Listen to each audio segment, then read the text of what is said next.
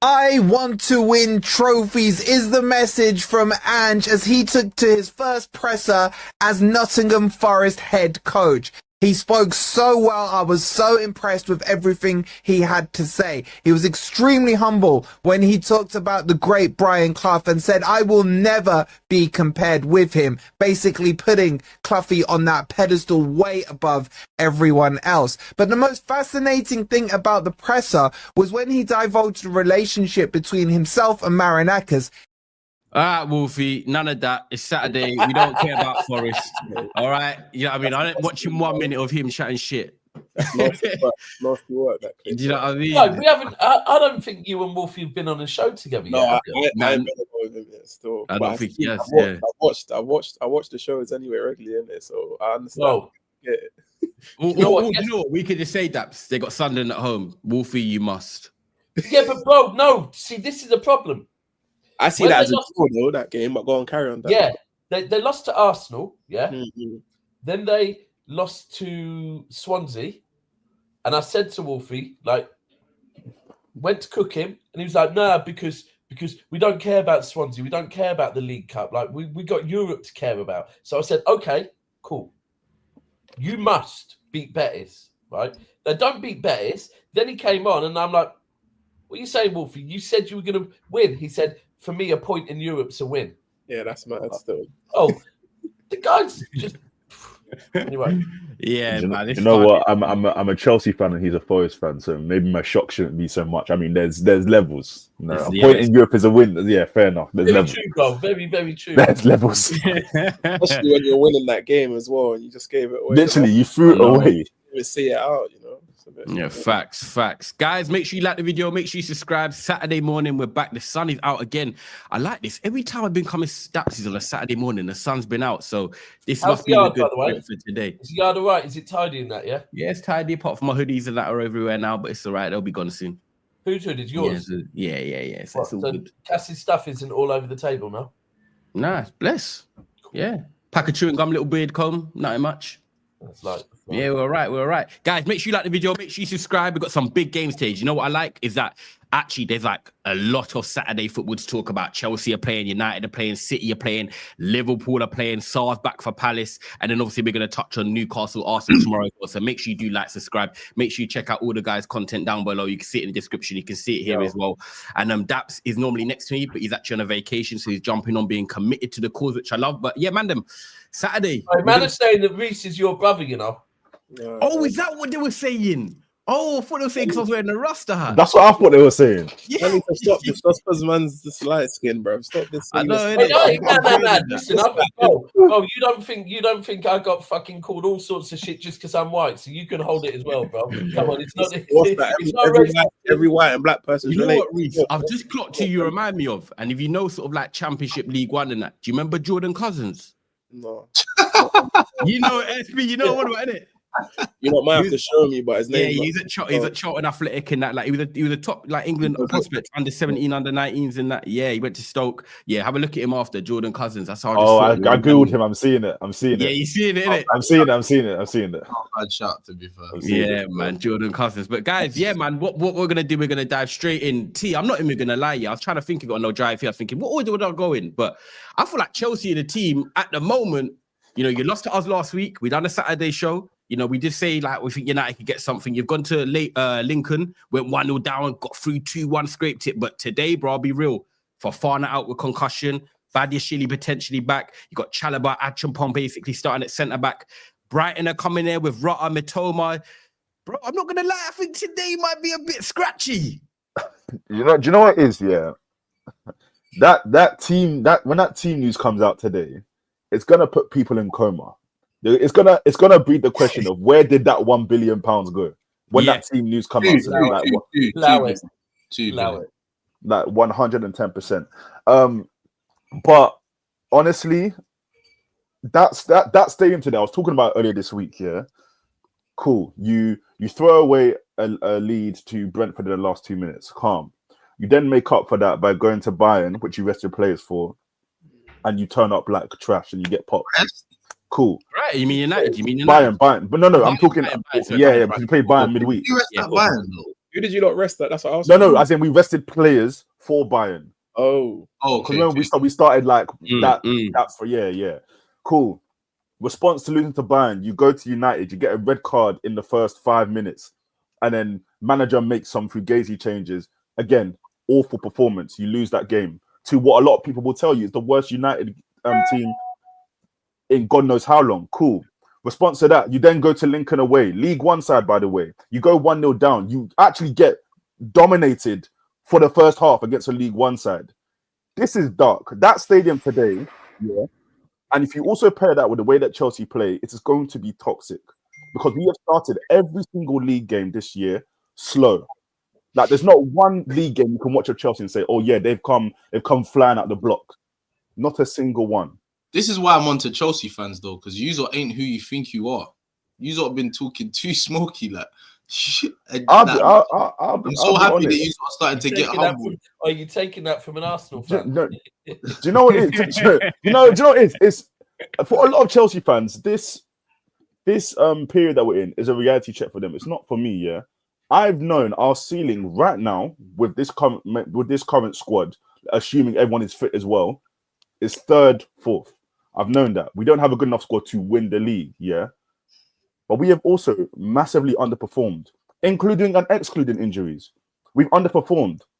That Chelsea that turned up against United, that is not Chelsea. That's not Chelsea levels. Yeah, I'm very well aware of that. And right now we have to do stuff to save. We have to do stuff to save our season. The fact that we are talking about Brighton as a must-win game to stop us falling down a rabbit hole of poor performances in September, it's ridiculous. But don't you think that's where we are with Chelsea? That we don't actually know Chelsea's level because, like, 100%. Listen, there's that PSG performance that is like, yeah, you know what? That level there, that's proper, yeah. And then I think second half of the Europa League conference final, that second half performance, that was proper, yeah. But then you've got these periods where you just look so fucking average. Do you know what it is? And you could only say that's probably the West Ham game this season, and it's West Ham. I don't count that. Like, I always talk about that West Ham game. This season, you haven't actually played well at all. Really. No, fact, 100%. In spells they have. Like, but not a consistent. You can't. There's no. You could say United have played well in spells, but you know what I'm saying. Really, there's no. Brentford, like they were good, didn't it? They were all right. Second half, Brentford. Yeah. They were good. Like I'm not gonna sit here and cap and say Chelsea been crap. Haven't. They've been good in spells, but I just think like if you're looking at your squad like on a holistic sense, I feel like Chelsea are kind of where you should be. You man should be like challenging for top four, not with the money that you spent, of course, but you can't change that. Yeah, this is what we're talking about before. Yeah, with the squad that you got, I feel like you man are in like a top four race, innit? It's Liverpool, Arsenal, City, and then you've got like you, Tottenham, like that's who you're battling out with fourth place. I feel like anyway. Do you get what I'm saying? Because I get what you're saying. And on a whole, like I said before, like last season, you man would have afforded the luxury to play two teams. You could play one in the league and one in the Conference League.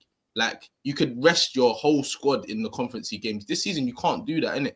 And no, of course. And squad depth, I don't think you've got enough squad depth to compete in the Champions League on that front, and then still put out a good enough 11 in a Prem to make sure that you win 85-90% of your games. Do you get what I'm saying?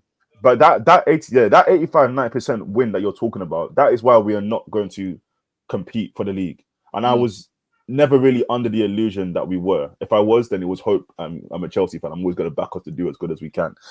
But honestly, it's a lot of underperforming. It really is a lot of underperforming. Is it though? I think so. From who? I think so. From the squad as a whole. I think the manager, in terms of certain teams he's picked, and the way he's set up for certain matches has got it wrong. You also look at performances like in the first game. I'll just use Palmer for example, just because that's the obvious one, against Crystal Palace. The way he performed, where he's a ghost for 70 minutes. Let's not front. We know that's not his level. Like we know full well. We look at the Bayern game as well. I understand Bayern are good. Caicedo, who's been Chelsea's best player over the last year, their most consistent player over the last year as well. We looked at the Bayern performance. He got better in the second half. For that first 45 minutes, you can't tell me that's him. That's not what he does. I think Caicedo's been good. I just think like no, but that's what I'm saying. There's been a lot of underperforming in different matches this season. Do you know what it is though, T? When you look at it, you already said about people are going to question today about the lineup when they see it. Achampong and Chalobah centre back. You spent $1 billion. That's people question how much you spent, where you spent that money. You spent $1 billion, and you're saying about underperforming. But when I look at the Chelsea team, how I look at it is like, okay, how many people in that Chelsea squad do I expect to be performing consistently? Reece James, if he's fit, I think he's very good. I think he's the best right back in the league on his day, so he should be performing consistently. Palmer should. Caicedo. Enzo's hit and miss anyway. So when I'm looking at your team, like, I don't know if I'm missing anyone. Cucurella obviously a very good left back, but obviously he's coming back into form. But when you're saying about underperforming, I think there's a lack of who's going to be consistent anyway. Bro, it's what T said. And I hate to say it, but I remember saying this a year ago. I remember saying this 2 years ago. Where the fuck has that money gone? Yeah, and today you're going to see that. The only thing you could say is a lot of the money does go on players that they are flipping. Yeah, so we know some of the money is going on players to flip. Yeah, but you look at the team, and I was just thinking, you see, like with a lot of teams, you go, oh, if X or Y are injured, then they're fucked. Yeah, but like we've had VD come on here and go on about basically how much they're missing Colwell. Yeah, well, Colwell, I hate to say it. It's not fucking prime Virgil van Dijk. It's not prime Gabriel. No. Like, you imagine if Caicedo got injured. No, that's facts. That's facts. But here's the thing, whether you want to say Colwell is prime Van Dijk or Gabriel, whatever, we're all well aware he's not. But he's Chelsea's best centre back, and especially in the turn of, I'm going to say like from like February onwards. He has been phenomenal for us. He's also very, very key to the way that Maresca likes to play and that Maresca system because of how good he is out building up from the back. Whenever people are talking about Chelsea want to bring in a new centre-back, you'll notice they're not talking about someone to come in and replace Colwell. They're talking about someone to come in and play with Colwell. And that is what Chelsea needed to do, in my opinion, in the recruitment market. I feel like it was one of those things where it is obvious for everyone to see, but apart from the board, and they didn't go and do it because I think I was saying this to you last time I was on SB. Because of how they've done the recruitment strategy, they're now putting their hopes in centre backs that they've sent on loan to come back and turn good, and then that's the problem with this strategy. Instead of just going out to go and buy quality that can come in, slot in, and actually carry us. You man are basically throwing shit at the wall and hoping that it sticks. Basically, that's what you're doing, bro. That's more or less the whole strategy, and it's worked for some players, but it's not going to be a. I don't feel like you can rely on that, but we are where we are now, and I will always say I think we have pieces to build a top squad. You do, and for me, if I was a Chelsea fan, I'll be so rattled because, bro, I like whatever people say. I won the Conference League. I went and won the Club World Cup. Those are two massive springboards. You've got the basis of a good team, bro. Go out and buy the players that man need to go and be competitive properly. Do you get it? I agree. Don't use this as a not a smoke screen, but we're Club World Champions. Okay, cool. That's it. We're here now, innit? Because, bro, you needed a centre half before Colwell got injured. They were looking at Huijsen before Colwell got injured. They were looking at one. It didn't even make sense. Like what you done there didn't make sense. You spent 90 M's on two wingers that you didn't need after letting go a winger that is better than both of them wingers that you signed. You still got a right back in goal. You didn't pay the extra piece for Magnan. Like, bro, like it does, like what you man are doing, it doesn't make sense. And me, if I was a Chelsea fan, that would rattle me because you haven't given my club all the tools that are necessary to do what they need to do. Do you get it? And then now people are looking at Maresca, but bro, what can he do with? No, do you know? Hold, do you know? Let me. That's why I have to. Hold on. Before you get onto that, Maresca does do things that are questionable. Yeah, 100%. Don't get it twisted. But look at the tools that he's got, bro. Like, that's why I want to land with that. Yeah. If Cole Palmer don't do his thing and João Pedro is like he's drowning, he's good in it. But apart from them two, who else is gonna do anything? Like attacking wise, especially. Who else? No one. Esteban can definitely do something for us. And I think if they're gonna step up, today's that type of day because they have to. Like, I have to be real to you. Like when we're looking at if you're playing a Sunderland at home, we could be on here chatting all happy families. You should win 2-3-0. You can get away with it. But I'm telling you now, when we look at Brighton with Matoma, with Rota, with Yakuba Minte on the break, with the pace they've got, these are going to make it a tough game. And I think definitely. Last time we played Brighton, we got popped. We lost. Are you confident today? Confident, no. If you ask me for my objective prediction, I'm thinking a draw, and the only reason I'm thinking a draw is because we're at Stamford Bridge. But let's be real. Brighton are the same as Chelsea this season. They're not in good form either.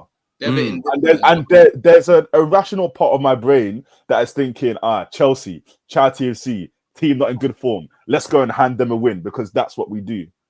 That's what the irrational part of my brain is thinking. You know, if Palmer was playing, I'd have you guys to win. And I'd have us to win. But to address what you were saying, SB, the board has not given Maresca the tools he needs if the aim was to go and compete for the top 2, maybe top 3 spots. In my opinion, I think I'm just forgetting because I'm talking about what the board has given him. I'm forgetting about injuries. Yeah, look at the squad we have. We definitely have enough to come top 4. I'm not saying that's what the aim should be with the money we spent or with what Chelsea are, but that's the reality of the squad. Yeah, that squad is definitely good enough to get top 4. It should be, but minimum. But that's what I'm saying. I agree. But you man shouldn't be aiming for top 4 though. Yeah, but that's what I'm. That's the point I'm making. We shouldn't be. But that aside, you can tell by the nature of signings, by the nature of stuff that's been said. You can tell the aim for this season from above was to go in and secure top 4 for another season, maybe compete in one of the domestic trophies. I'm not saying that's what I wanted. For me, I've always said natural progression for me. You got top 4. Now that you've got top 4 in one season, next season you go for the big one. Whether you get there or not, whether you think you're good enough or not, blah, that doesn't matter. Like that is what you aim for. We've not made the signings to do that. Fine, your ceiling is now 3rd, 4th. Right? Bro, this can't be your ceiling, bro. You're big Chelsea. No. But with the squad, but you said it yourself. You look at holistically. I hear it. But you're big Chelsea, so these are the things. I agree. And if our recruitment strategy was a bit different, our recruitment strategy doesn't even have to be completely different. But there's just certain pieces that you just have to look at and say, okay, we have this issue here. We were looking at centre back before. We didn't get a centre back. No worries. Your best centre back has now gone down with an ACL. He's gone for the season, right? You're then looking at a centre back who is injured all the time. What's Fofana on, bro? He's injured, bro. He's got concussion. Concussion. Apparently, he still might be able to play. We don't know that. I think he's got bad luck, man. Bro. I don't understand how can man be injured all the time, bro. He's just injury prone. I'll be honest. I even hear Chelsea fans talking about Lavia, bro. Forget that guy. Forget him. Do you know what the problem is? Do you know what the Lavia thing is? Do you know what the Lavia thing is? Yeah, I said before the start of the season, yeah, Chelsea need to recruit like Fofana and Lavia do not exist. That's how you need to squad plan because of how injury prone they are. That's why Santos might start today. Santos and Asugo, those signings they made sense. They addressed that for Lavia. Unfortunately, Asugo done something to his thigh, so he's injured because he's meant to be the Caicedo backup, so that Caicedo doesn't have to play as many full 90s as he did last season. But obviously, when Lavia's gone and Asugo injured, we're stuck in that place. That is where it is. With the Fofana one of the reasons why we needed a centre back. Yeah, because he's your right centre back. He would have been the one starting next to Cole, really. But you know the maddest thing though, bro? You saying you need a centre back. I say quality wise, 100%. But bro, you had I remember last season, you might have bare centre backs. Yeah. Yes, bro. You might have Chalobah, We've Fofana, had Cole, all of them. I'll be so Bro, honest. they're bozos, bro. I'll be so honest. Upgrade and shift. That's it. Upgrade and shift. Shifts. We don't like. You put all of the like. This is how I look at the Chelsea centre backs, right? Cole Will. Everyone else. That's exactly. That's how I see it. I'll be real. Put Trevor in that category. Trevor's done like he's been. He holds it down. He's a I'll be real. Especially the way you man have disrespected him at first. Yeah, bro. Trevor needs some respect. Yeah, but that's a sentimental thing. Not even sentimental. He's been good. No. I'll be honest. I don't see him too dissimilar from a lot of the other centre backs. Bro, he's not a bozo like Badia Shile or Tosin.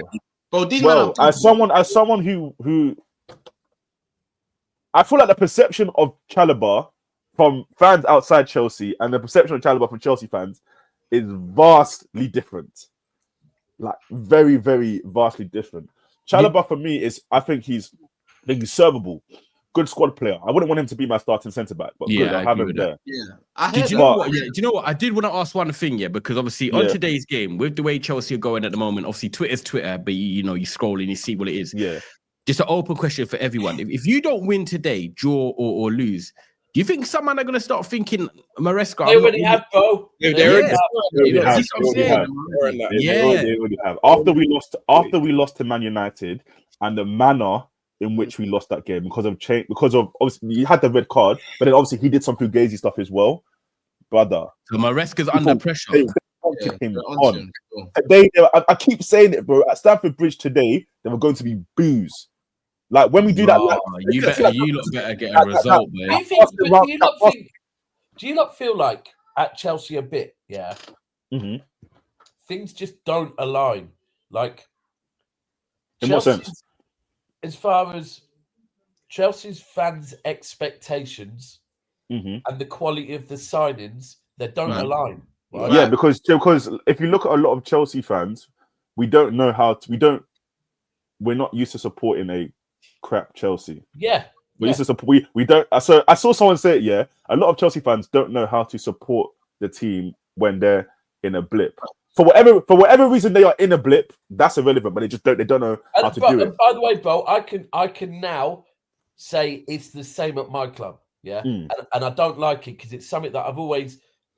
It's what happens. Yeah, when you buy success, right? It is what happens. You go from here to here very quickly.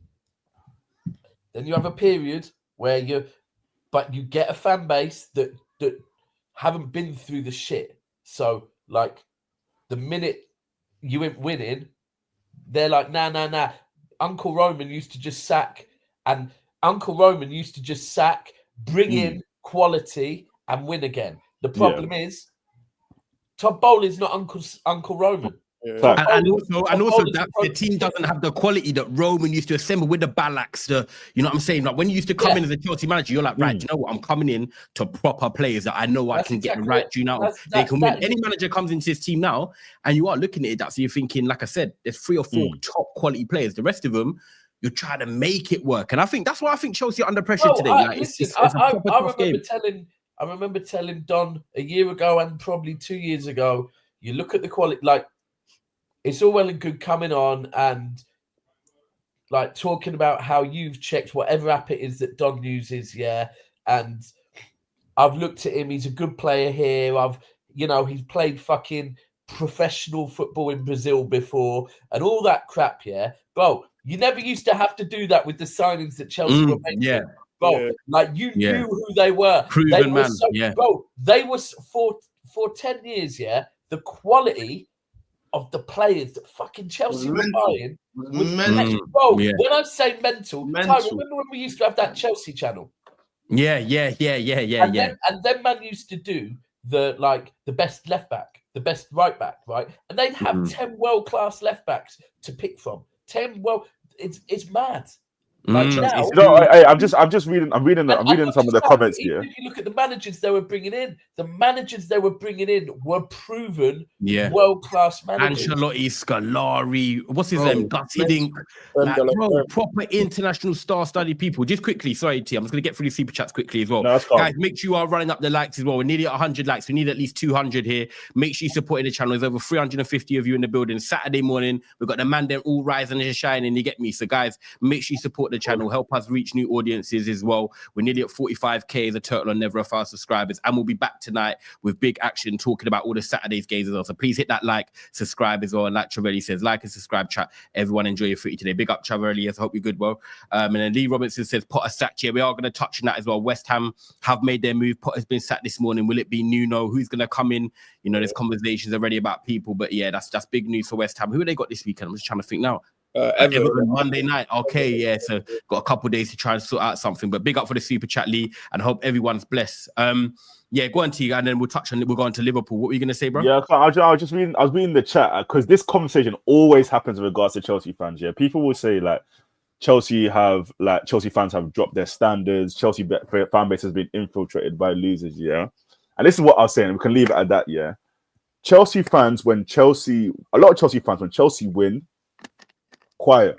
There's nothing to say. There's no agendas to run. Nothing. As soon as Chelsea lose a game, they all come out of their shells. They're all ready to talk. Yeah, we told you this. Blah blah blah blah. It's blah. the Club World Cup, bro. The Club World Cup's done that to you. Like, and you want to win a trophy if you're in Bro, it. But they think because the psychological pressure is now hitting. Because I'll be real, like Reece said, top 4 should be a minimum. Or SB said. Yeah, it should be. When you're looking at the league table already, you're seeing a bit of like last season where some random teams are getting points, Sunderland and this and that. Yeah, they're not going to stay there. But what you need to do to make sure you're cementing that top 4 is you need to start winning games now. When people have this notion of like, oh, it's still only September, it's still October. I always say to people, year after year, it doesn't matter because when you get to March, these points you're getting now, they add up, they count. Like, you don't want to be in that position where you're getting to November, people saying, yeah, Chelsea should still be making top 4, but you've got to now definitely start winning games to make sure you get that. You need to get the points on the board now. And I'm not going to lie, at the start of the season, Palace at home, Fulham at home, Brighton at home, you really on paper should be saying 9 from 9 the way Chelsea fans are chatting in the summer. I'm not saying you, but in general. So today, you've got to win. And look, as much as Brighton have got a bit of attacking quality with there's no defensively, they're not that great either. Hold on, there's can we just before we address Liverpool? Is it not worth saying for a second though, yeah, that even with the players they have, right?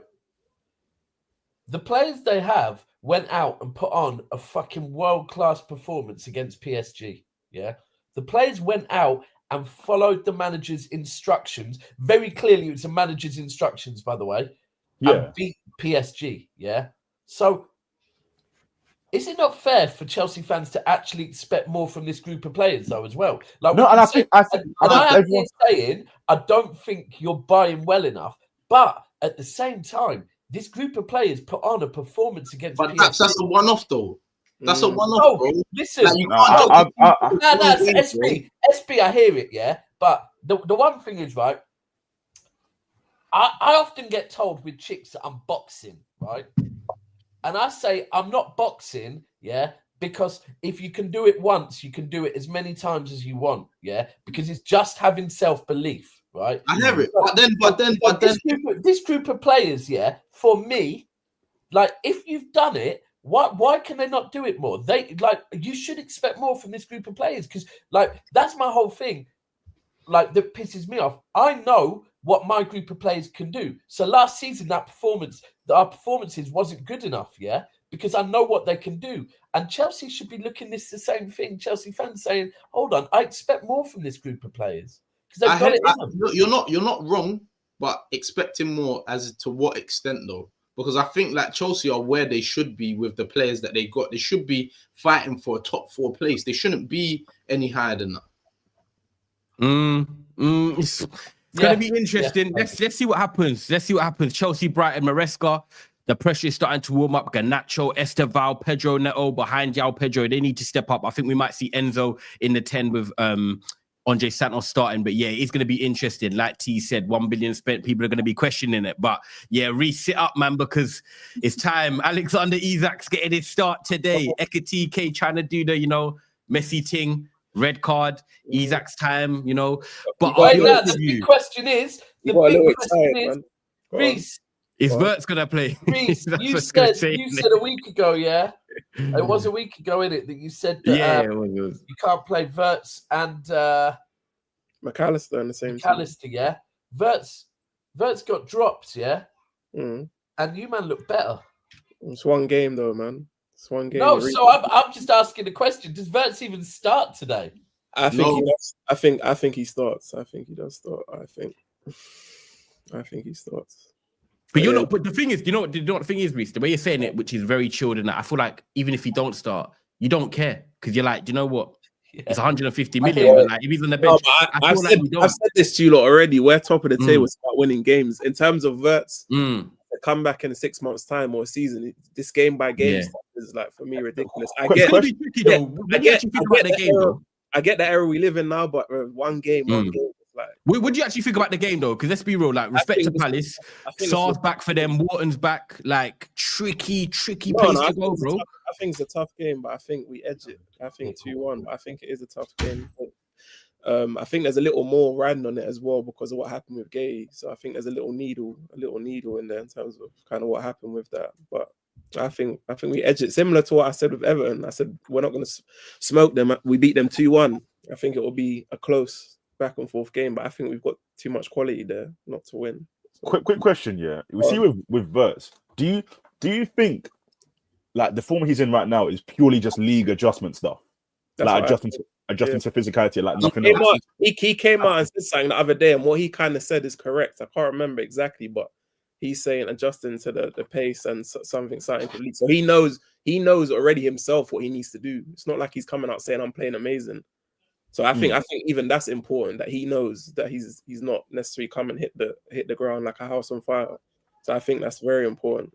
So you see, so obviously before, last season it was like Szoboszlai playing in that, I guess, more advanced midfielder role. What's the difference between what Slot was expecting from Szoboszlai last year, asking him to do, and then what Verts is doing now, like in terms of system? For me, like I said, Szoboszlai is not a 10, he's an 8. That's why it never really worked in the first place.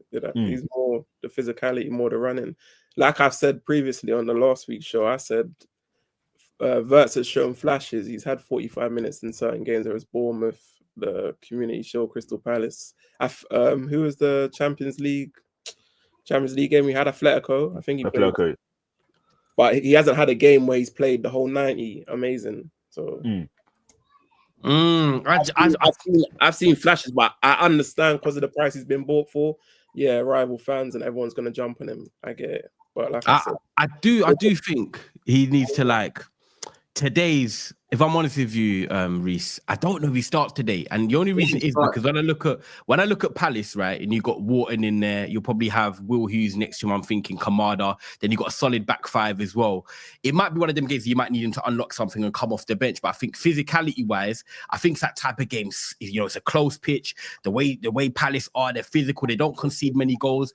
I don't know if this is the type of game again that might suit Szoboszlai. It's no disrespect to Verts. Like you said, 6 months time we'll come back and chat about it. But I do think hypothetically for 150 million he should be starting games, but that is another conversation. That is what it is. It is football. But yeah, I think he's play from the left, bro. I'm not gonna lie. Gakpo didn't play in the week at all, so he's starting. He's nailed on. Yeah, but I'm saying like just going forward until like he fully like adjust and acclimatize to the league. I think it would probably be better if suited from the left, where it's not as like he's not getting pressed and clamped. Yeah, it's not as like you can unlock. Like I have the similar kind of feeling with Eze. Like for Arsenal, it's like that middle area from that in the central areas are so congested. Yeah, is that people don't understand. Like you don't have time, you don't have space, you can't really get the ball in the pockets as much, especially when teams play low blocks. So, bro, that it's easier to get the ball from wide and then step inside and then do your thing. Like, do you get what I'm saying to you?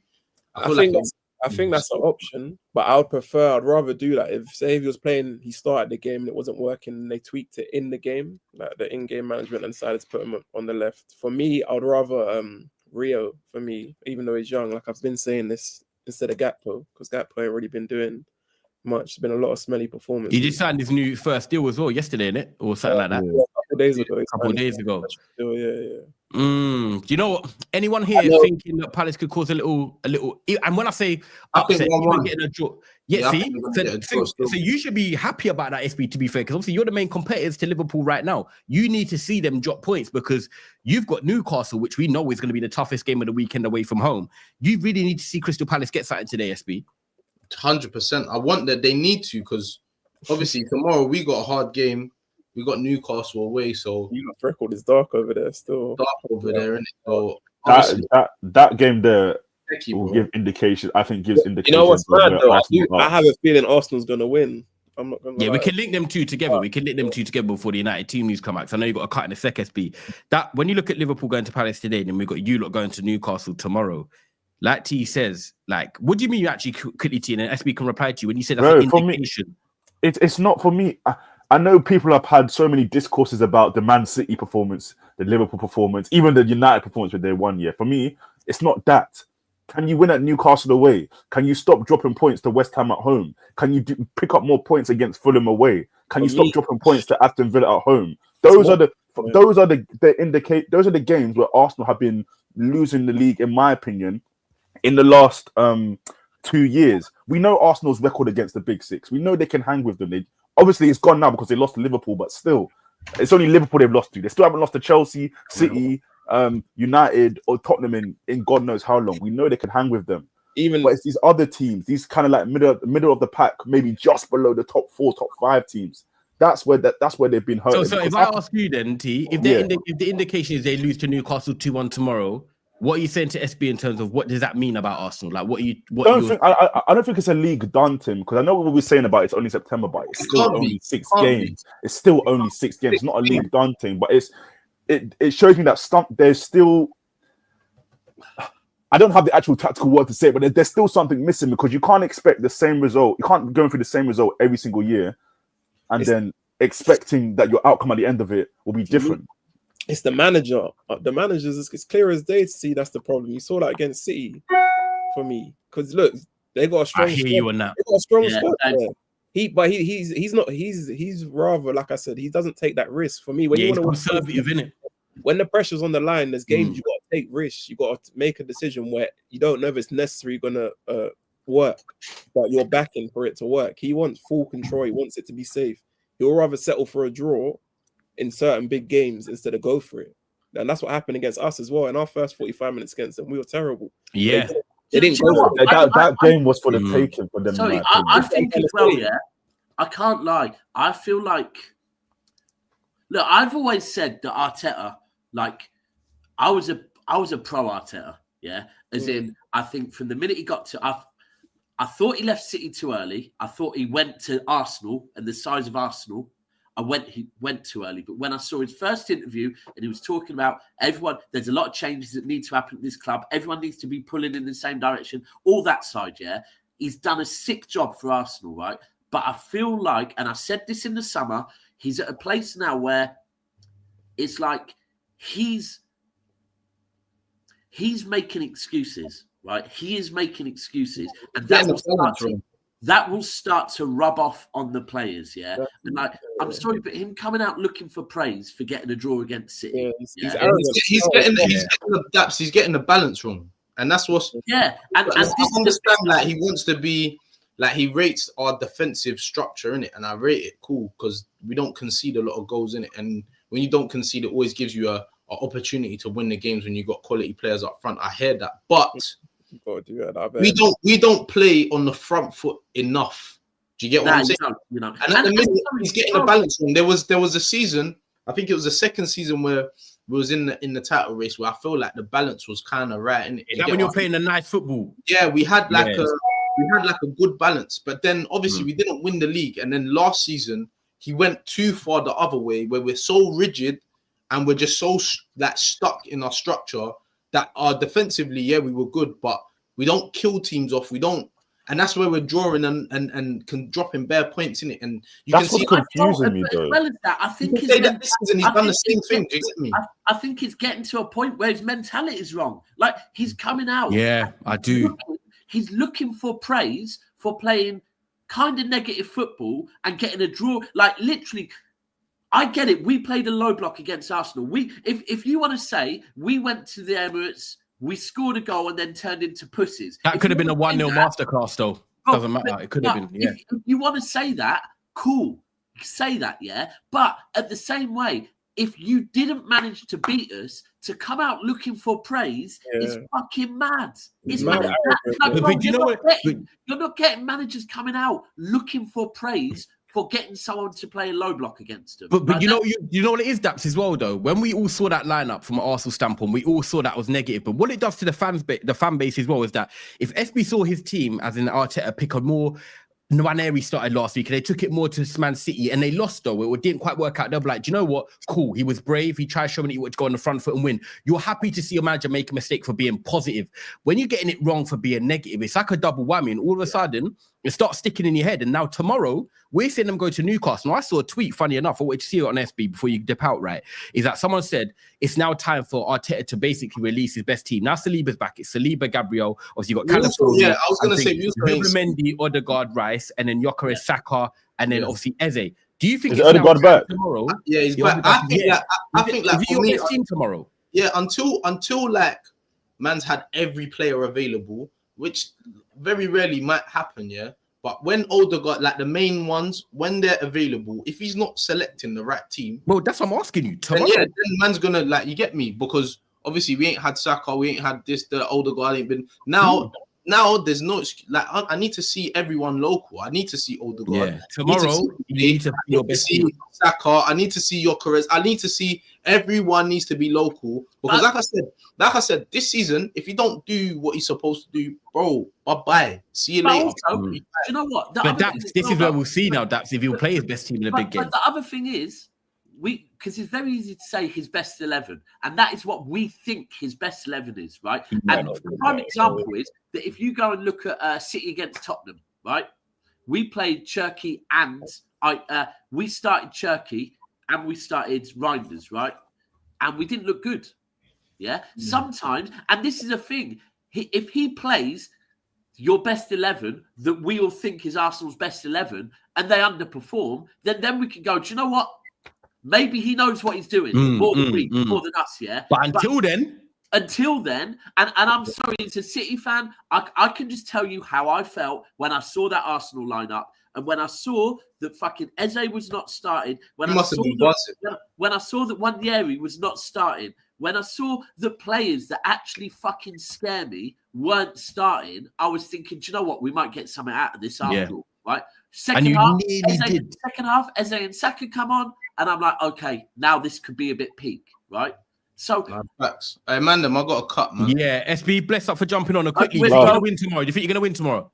I think we're gonna win 2-1 still. I'll link you, man. Cool. Yeah. Then we'll link next week. Yeah. Cool. Hey, Mandem, have a good weekend. Love. And you, man. Bless up. Yeah, guys, make sure you do smash up the likes. Make sure you do subscribe as well, people. Make sure we're on our way to 45k now. Saturday morning, you know what it is. Obviously, we are the South Stand for Man City content. If you're a Man City fan as well, we've got Thai Sports, which is mine, for individual content as well. Obviously, here you got T Talks Ball, a lot of stuff on TikTok, and then Reese TV as well, which will hopefully be uploading a bit more this season as well. But guys, Manchester United, the team news is out and the pressure is on. So if anyone was asking or looking at me thinking, why has he got the Rasta hat on? Let me tell you, firstly, like my dad's a Rasta. Rasta's always come with good spirit. Simple as that. And Man United, we need to win 2 games in a row. Ruben Amorim has not won 2 games in a row in the Premier League since becoming Manchester United manager. I woke up today. We're wearing this kit for the first time. I've got it, so I thought I had to wear it. Superstitious. And if I put the Rasta hat on, then the spirit needs to shine true. So I am hoping today Man United can give me back-to-back wins, and then next week at home to Sunderland, make it 3 out of 3 before we go to the Anfield trenches after the international break. Man United, please, Rastafari for me. Please do the thing.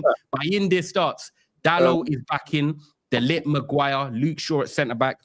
Dorgu at left wing back, and we've got Bruno Fernandes and Ugarte in midfield, and then we've got Mbumo, Cunha, and Sesko. I like the front 3. I'm not feeling the midfield too, I'll be honest. And obviously Dallo's back in, and Dallo for me has not really been doing his thing. So why is Euro not playing? Bro, that's a red flag. I wish I could just get Amram to pull up a chair and answer to you, man. because I don't know. Euro has been so solid. There was one game against Manchester City where Foden and Doku were confusing us by kept dropping in, and it was so intelligent from Pep. But the way Pep plays and the way Foden does and Doku with their movements and their sharp turns, it's hard for any centre-back for me to go in and press them and follow the instructions, and you don't know whether you're going to get caught out behind. For me, Euro should be playing, especially when you look at Brentford. We're going to have more of the ball. They've got Kevin Schade, who's very quick as well. You know what I'm saying? They're going to have, obviously, Lewis Potter as well, trying to make runs in. Thiago is obviously going to be quite strong. Maguire might deal with him. But for me, Euro has to be playing. But De Ligt at the same time, and Maguire, the way they came in against Chelsea and the way De Ligt's played all season, De Ligt has to start. He's been like, I feel like people give De Ligt a hard time because it didn't work at Juve and Bayern, but De Ligt's been solid for us. Maguire, you know, he comes in, he gives you a bit more of that experience. He's good in the back three. We've seen it for England. He's good in the duels. Brentford are a big team. It makes sense. Luke Shaw's the one that I would have taken out and I would have started Euro. But, you know, Kobe, man, as well. Kobe and Euro, but the Kobe one with a guy keeps starting in midfield. I don't know what Amorim sees in a Garte over Kobe other than maybe that he can run around a bit more. But technical quality, giving you more control on the ball, I can't see it. I don't know how a Garte's starting because obviously Casemiro's red card suspended, but bro, we have to win today. Look, we done a show 2 weeks ago, T, and you were on. We said Chelsea were going to Brentford. And we said, these are the type of games that if Chelsea want to be where they are, Chelsea need to be winning. Now, look, Man United are not trying to be where Chelsea are in terms of top four. But when you look at Man United and beating Chelsea last week and the players we've got, the money we spent, Sesko, one second. No, can you come back to me? Because if I land, you've got more to come back on me on. But nah, Sesko and Bumo Cunha, we've got to go there. We've got to go there and be winning. We want to get back into the top six this season. You need to go to Brentford, who have lost their Mbumo to us. They've lost Wissett to Newcastle. They're adapting under Keith Andrews. Yeah, it might be the half 12 curse. Fuck it. Man United, go there and win. Simple. Go on, Daps. Now, I was just going to say, when you said about Man United aren't trying to be in the top four. We're not this year. Okay, but during the summer, when you man are buying players, yeah, you man are making those claims. Oh, no, we can get back to be like you are, yeah. It's only when a ball gets kicked that you lot all of a sudden go back to the, oh, we're not actually that good. During the summer, when you're buying your players, bro, you are still saying, yeah, why can't we? I haven't heard that because that's not me. You know me, I'm a top six. I said we need two midfielders. We didn't even get one. So I can't sit here and say that we deserve top four when we've got Agate and Bruno in midfield. Daps, Agate and Bruno. I hear it. On a bad day, you say that. But on a good day, you're why can't we? Based on who you signed, especially up front, do you not still feel you got enough to get top four? I think you got enough firepower. I know the midfield. I mean, I don't, by the way, but this is what United fans do in the summer. They talk like they're back, right? Then a ball gets kicked. All my brothers. And the minute a ball gets kicked, then it's, oh no, you know, we know our expectations are different. During the summer, when you're buying players, you're not. Your expectations very quickly go back to. I think they can change, but I think it was the midfield that is the key. I think for me, top six is realistic this season. I don't think top six is out of. Yeah, reach. I think top six is where of course, as a football player, you want to win every game. So you're going to say, yeah, let's try and go for top four. But I think realistically, I think top six is realistic for United this season. It's not. I'm sorry. Yeah, well, you don't think top six is realistic for United? Nah, not from what I've seen so far, bro. Okay, what's realistic? So you got Man City, you got Man City, Arsenal, and Liverpool. That's three of the top four. You got Chelsea. Let's put them in there, yeah, on paper. Chelsea. Then you got what? Tottenham. One more spot. Okay, Newcastle, Tottenham probably finish above us. Yeah, to be real. Yeah.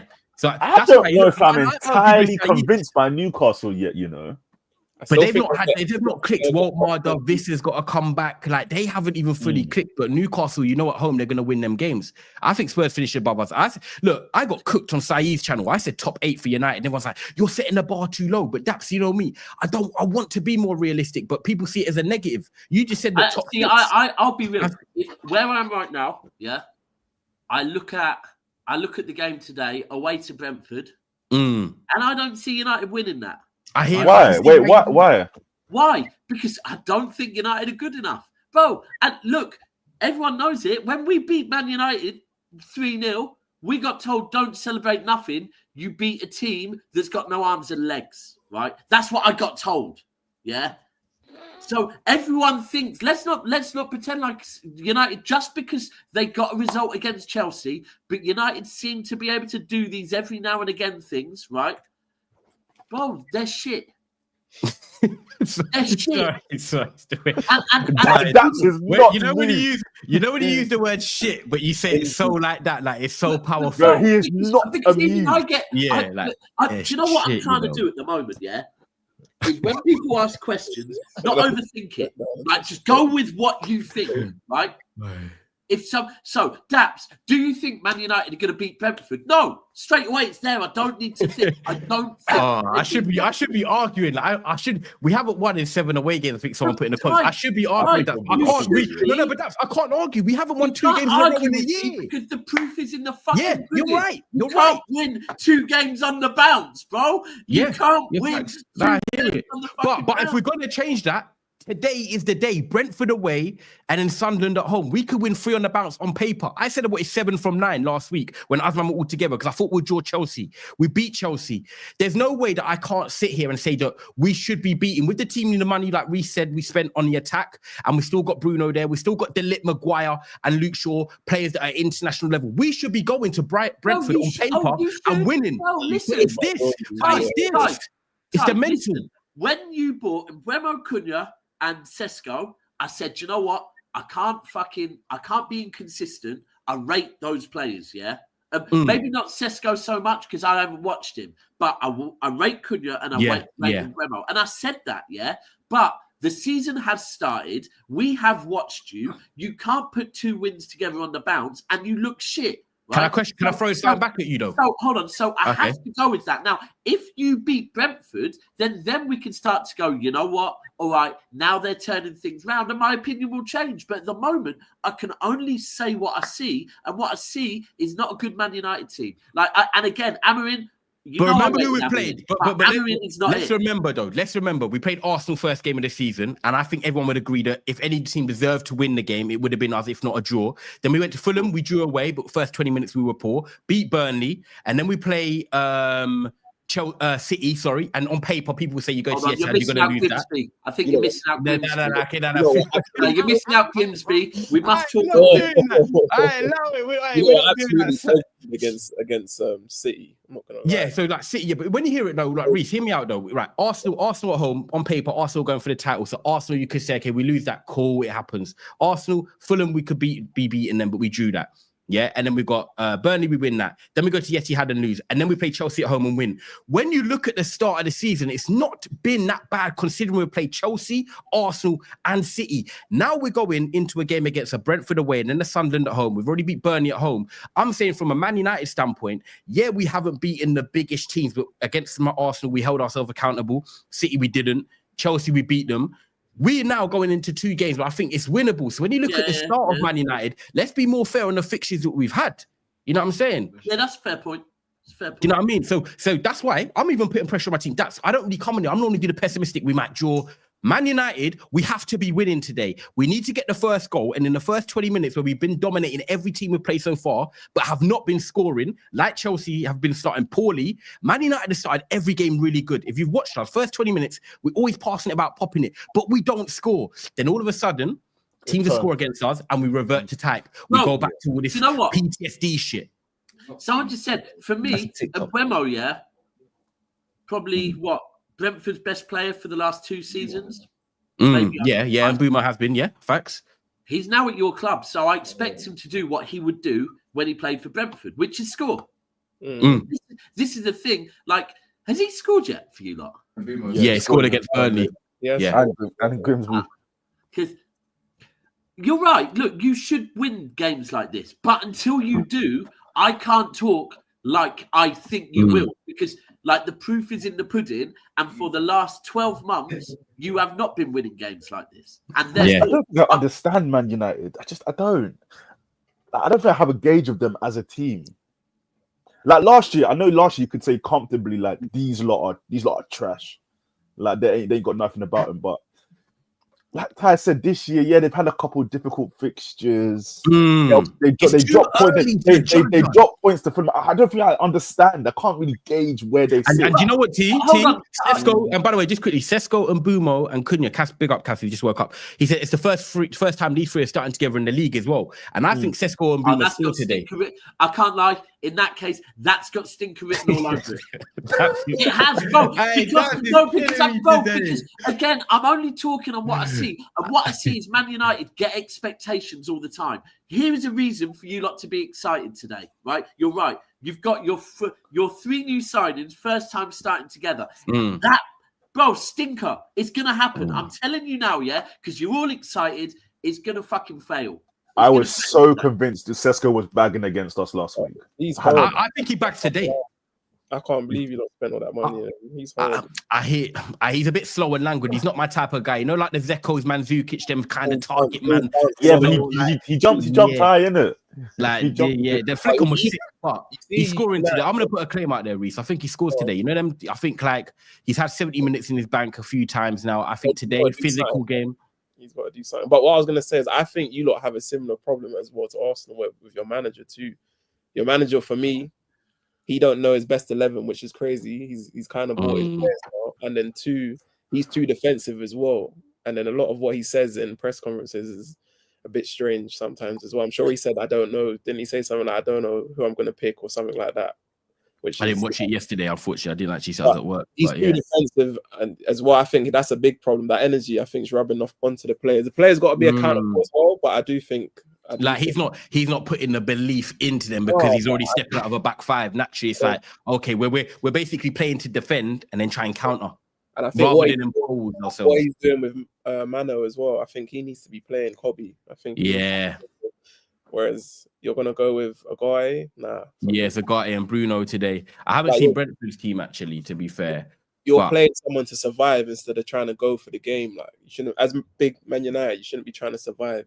You know what I mean? You should be trying to go and win. Take the game to Brentford, or most of your games should be trying to go and win. You know? I think Cunha being back might be a bit of a difference as well for you. To be fair, who's that? Might be a bit of a difference. Cunha being back. Oh, Cunha, maybe that might be a little. But I don't know, man. I just, like I said, just off the top of my head, if I was doing a predictor now, I wouldn't be putting the United winning this. I'm telling you now, I can't have Jordan Henderson beating us, bro. We got a few. Hold on, what? We got a few Liverpool. Jordan Henderson's at Brentford, isn't it? Jordan Henderson. Carvalho. We got Kelleher there and Carvalho. We got Kelleher, Carvalho, and Jordan Henderson plays for Brentford. Yeah. Yeah, it's the start of the season. When Chelsea played Brentford, he's the one that whipped that nice ball. Assist that for the goal. That assist was mad. But that's what I'm saying. That's why we can't have Jordan. Like, no, but I don't rate Henderson. I'm not having him. You know what I'm saying? Coming and beating us, man. Yeah, true. It's true. And Tom, what's his name? Paul Merson does well as now. But yeah, I don't know. Today, I think if we get a draw, personally, that's a bad result for us. And look, I know people might say, how can you say that you're Man United in the way you are playing? Like, at the end of the day, like I said, the 3 tough games we've had, today, getting back-to-back wins, we have an opportunity to do that under Ruben Amorim. I think the players know that as well. They should be going there mentally strong today. There's no excuses. Look, yeah, we might have Kobe on the bench, and I think Mazraoui and Ahmad are out. But I'm sorry, when I'm still looking at that lineup for lineup, bar for bar, when you look at our front three, and you still got Bruno in there, and you still got the centre-backs that we have, I have to say that we have to go to that Brentford team and win. And look, everyone's watched Brentford this year. Yeah, they got the result against Chelsea, but second half, Chelsea popped them. Brentford haven't been great. They're still adjusting. They're not good. They're not good. They're not good. People are thinking of Brentford from like 18 months ago because they're established themselves, but they're not good. We need to do our thing today. And like, if we get a draw, for me, that's a poor result. I've got to be real. I think it's a poor result. So, yeah, man, I feel we've done all the games. Chelsea, Liverpool, Brentford, our bang on. Basically, that is perfect. That is the Saturday one. City talk. Oh, City, yeah. Quick one. Haaland triple captain today, FPO. I need him to bang. I considered it because you're Burnley at home, aren't you? Yeah. He's definitely gonna. I think he's gonna get a brace still, at least minimum. I don't think it's. I don't. Do you know what I worry? Because I kind of like this. I like the counter attack in City. We look a bit more exciting, right? Haaland's better in that way as well. Transition. Oi, a million percent. You just reminded me of something. Yeah. Oh my gosh, how is it possible that Haaland went underrated over the summer? I feel like the Isak hype. People were starting to doubt. Yeah, I feel like the Isak hype made people forget who Haaland actually is. Like who the top striker in this Premier League. Steve Koch, Cameron was talking about that as well. Actually is. Like, do you know what? Did we want to forget? I think one thing last season as well, and you can blame Pep for me, probably. You can blame injuries as well a little bit. But last season, like I said this, we had a winger in Savinho on the right that all he wanted to do was cut in and shoot. And then we had Doku on the left who wasn't scanning. Like Doku's this season a different player. Thanks. And the whole thing is, we all know, get the ball to Haaland, and he will score, right? Yeah. I think what's happened is before we could play a certain way because we had the midfielders. Last season, we didn't have Rodri. Foden wasn't available much of the time. Ryan is went there for the legs. Right. So we weren't getting the ball to him. Today's interesting for me because a low block against Burnley last season, we would have we would have done left, right, and not found Haaland, right? And I don't know, they might have even ended up hitting us on the counter and getting a goal. That is what would have happened last season. But so it's interesting today that now we're playing a team that are going to play a low block against us. So this is not going to be like the way we managed to play against Arsenal, the way we played against United. It's going to be different. But this is where I think we need Foden back on form. We need Rodri back in the team because them two, they can help break down a low block. It's going to be interesting. People are looking at this and going, easy win for City. Yeah, it might take you like 20, 30 minutes to break them down. Yeah, but you know what, bro? This is where I am with City at the moment, is we had a really good week. Great result against Arsenal. Good result against United and Napoli, right? And then beat Huddersfield comfortable. Huddersfield, and that was nice that, a lot of the academy players and whatever came in.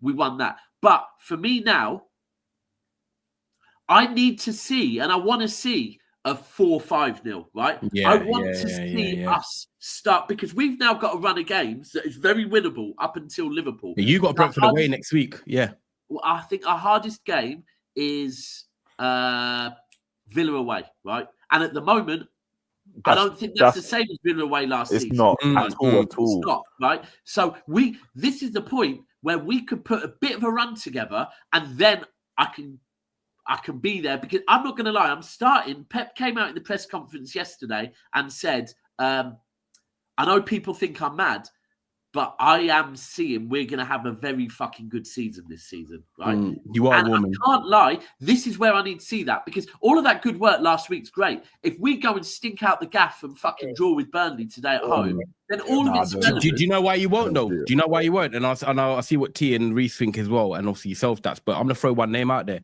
and it's good to see. It's Phil Foden. I think these are the type of games that, when you look at football, like we've all grown up watching football from back in the day, the match of Matty Taylors and them screamers outside the box and stuff. Football has evolved since COVID, I think pre-2019, a lot of goals are scored from outside the box. Yeah, for Portsmouth, he used to lick them left foot and that.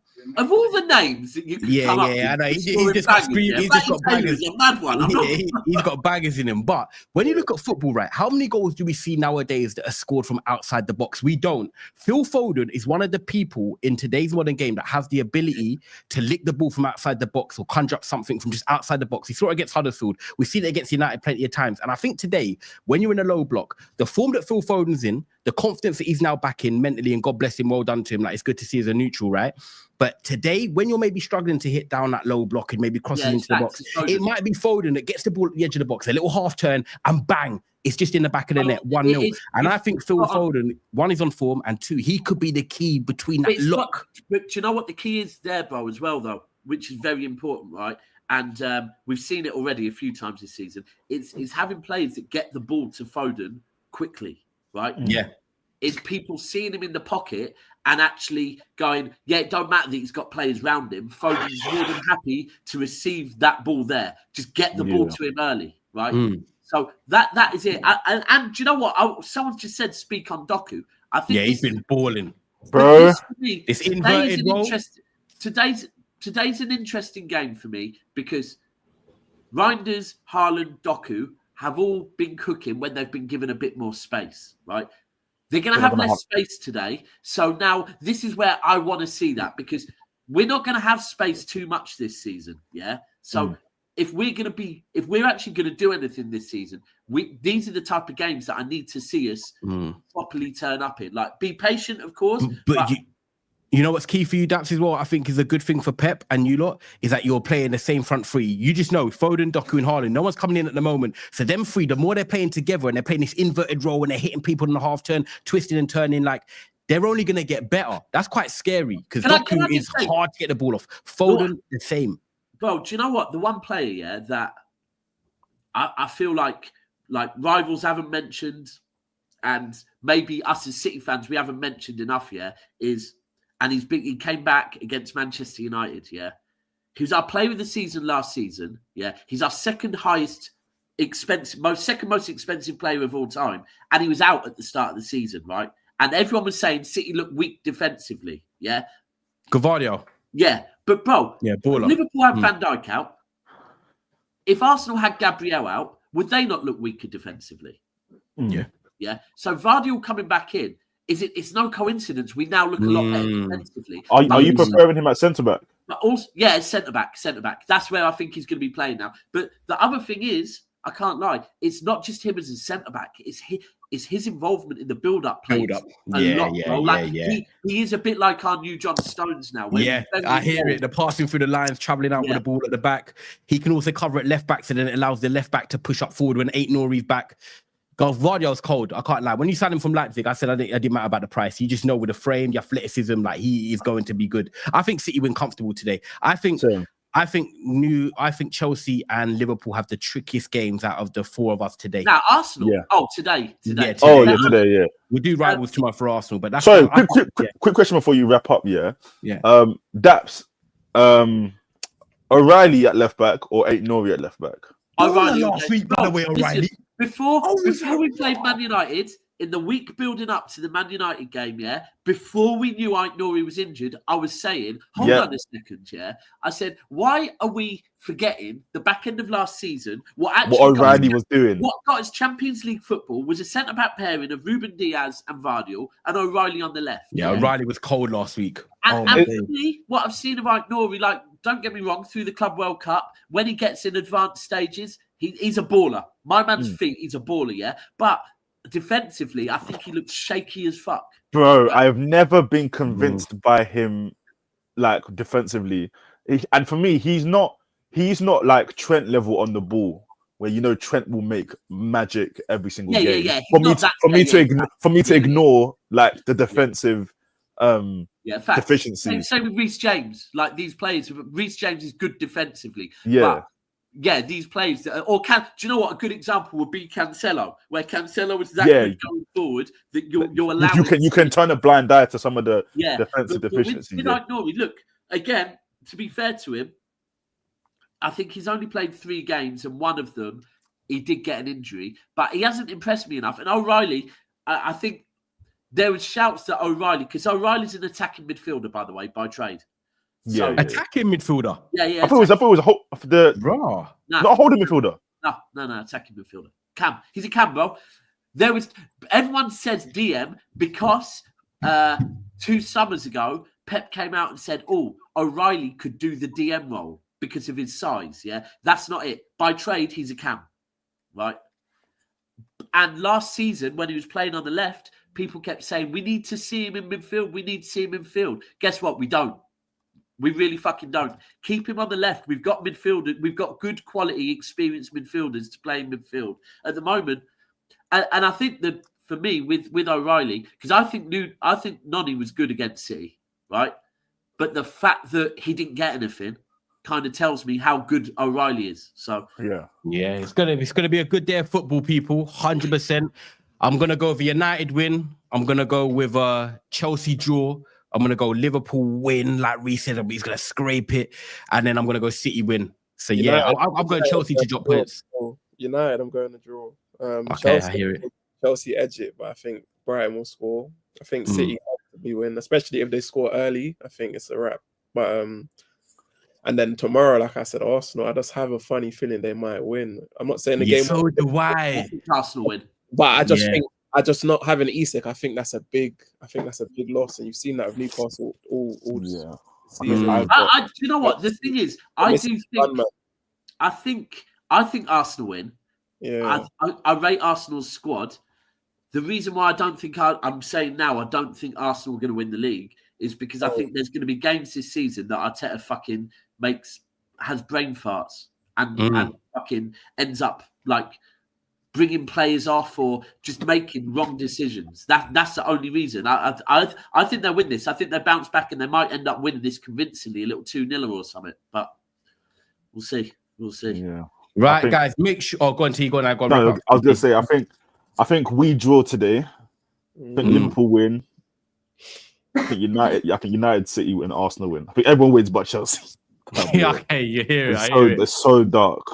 Oh man, it's going to be a great day of football, people. We are back on Never a Foul tonight at 10 o'clock. Cass will be there with a great panel as well. So, guys, make sure you do lock in for all your juice. Hopefully, one of the big teams spill their beans, and then we could talk about that.